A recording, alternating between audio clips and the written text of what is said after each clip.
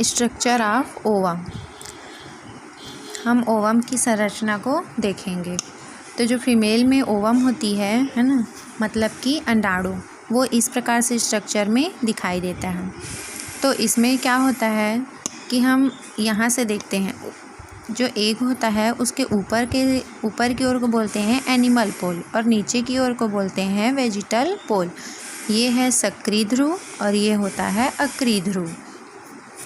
मतलब कि यदि स्पर्म को प्रवेश करना रहता है तो वो हमेशा इसी ओर से ही अंदर प्रवेश करता है। अब हम देखेंगे कि जो ये एग होता है उसके चारों ओर, तो जो सबसे ऊपरी भाग होता है उसको बोलते हैं जोना रेडिएटा, है ना। जो ऊपर वाला लेयर होता है उसको बोलते हैं जोना रेडिएटा। इसमें कौन से सेल्स होते हैं? तो फॉलिकल सेल्स के ये बने होते हैं। इसको हम फॉलिकल सेल्स भी बोल सकते हैं। इसके जस्ट नीचे में ये वाला जो लेयर दिखाई दे रहा है उसको बोलते हैं जोना पेलिसिडा। उसके बाद सबसे पहला हो गया जोना रेडिएटा, उसके बाद का लेयर को बोलते हैं जोना पेलिसिडा। उसके बाद का जो ये वाला लेयर है उसको बोलते हैं वेटेलाइन मेम्ब्रेन, है ना। और यही वेटेलाइन मेम्ब्रेन और जोना पेलिसिडा के बीच में एक द्रव्य भरा होता है। जो ये गैप दिख रहा है ना, ये वाला, उसमें क्या भरे होते हैं? पारदर्शी द्रव्य भरे होते हैं। तो जो वेटेलाइन मेम्ब्रेन होता है वो कौन सा मेम्ब्रेन होता है? पारदर्शी मेम्ब्रेन होता है। इसी एरिया को बोलते हैं प्री वेटेलाइन मेम्ब्रेन, जिसमें द्रव्य भरा होता है। उसके बाद वेटेलाइन मेम्ब्रेन के बाद यहाँ पर जो खाली जगह दिख रहा है उसमें साइटोप्लाज्म जीव द्रव्य भरे होते हैं। फिर सेंटर में क्या होता है? केंद्रक होता है और केंद्रक के बीच में केंद्रिका पाया जाता है।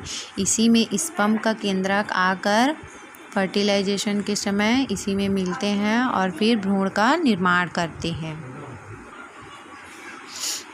जो मनुष्य में जो एग पाया जाता है वो उसमें योक नहीं पाया जाता, मतलब जिसमें योक नहीं पाया जाता उसको बोलते हैं एलेसिथल एग। जिस प्रकार से हम लोगों ने मुर्गी का अंडा तो सभी ने देखा होगा, है ना। तो जो उसमें येलो कलर का होता है उसी को योक बोलते हैं।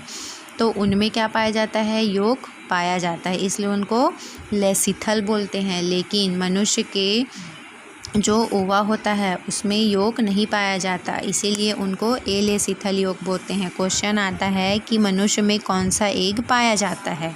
तो एलेसिथल एग पाया जाता है या एलेसिथल प्रकार का एग होता है।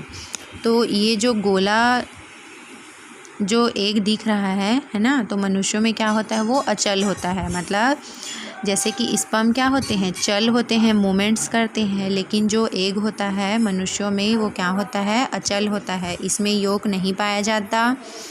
इसमें साइटोप्लाज्म पाया जाता है। केंद्रक के चारों ओर क्या पाया जाता है? साइटोप्लाज्म पाया जाता है। साइटोप्लाज्म के मध्य में अगुणित केंद्रक पाया जाता है। मतलब ये कैसा होता है? अगुणित केंद्रक होता है। गुणसूत्रों की संख्या आधी होती है। ओवा के चारों ओर स्त्रावी पारदर्शी झिल्ली पाया जाता है, जिसको बोलते हैं वेटेलाइन मेम्ब्रेन। इस मेम्ब्रेन के चारों ओर फॉलिकल सेल प्रेजेंट होते हैं। ये जो दिख रहा है वो फॉलिकल सेल होते हैं।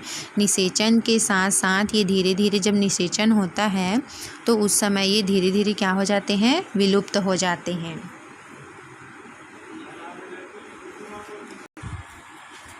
अब हम देखेंगे कि ये जो एग दिखाई दे रहा है उसका जो स्ट्रक्चर है उसको हम यहाँ पर डील किए हैं।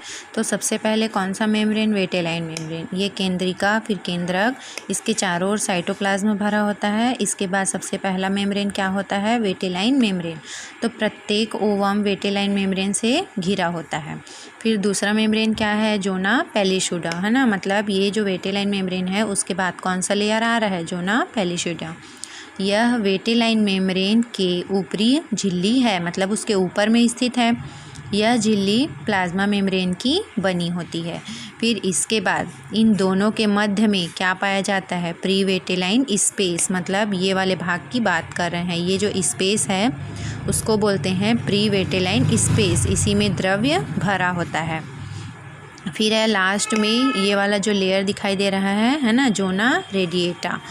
तो ये क्या होता है, तो ओव्यूलेशन की क्रिया में ओवम के अंडाशय से मुक्त होने के समय, जब अंडाशय से ओवा क्या होता है, मुक्त होता है, तो उसी समय फॉलिकल सेल्स की लेयर जोना पेलिसुडा के चारों ओर पाई जाती है। मतलब जब अंडाशय से एग, ये वाला एग जब बाहर आता है ना, तब बाहर आने के समय ये लेयर क्या होती है, प्रेजेंट हो जाती है, ताकि वो बाहर आने के बाद एग का क्या कर सके, सुरक्षा कर सके। इसीलिए फॉलिकल सेल्स क्या करते हैं, एग की सुरक्षा करते हैं और उसी समय ये बनते हैं। फिर जब निषेचन की क्रिया होती है ना, जब स्पर्म इसमें अंदर आता है तो ये धीरे धीरे ये लेयर क्या हो जाते हैं, विलुप्त हो जाते हैं।